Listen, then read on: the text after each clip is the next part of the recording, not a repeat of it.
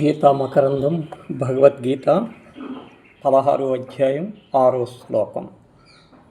ద్వౌ భూతా సర్గో లోకేస్మిన్ దైవ అసుర వివాచ్యేవే చ దైవో విస్తరశ ప్రోక్త అసురం పార్థ మే శృణు. ఓ అర్జున, ఈ ప్రపంచం దైవ సంబంధమైన గుణములను కలదియు అసుర సంబంధమైన గుణములు కలదియు ఈ రెండు విధములు ప్రాణులకు స్పష్టత కావు.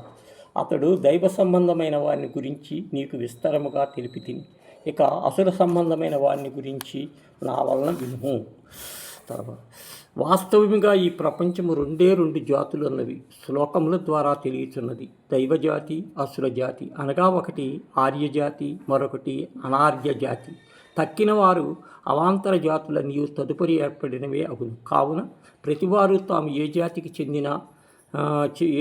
చెందిన బాగుగా పరీక్షించుకొని తమ దైవ అసురగుణములు ఉన్నచో వానికి తిలాంజిక నొసంగి దైవగుణముల అభివృద్ధి పరుచుకుని దైవజాతిలో చేరిన వారై పరమ శ్రేయము పొందవలె.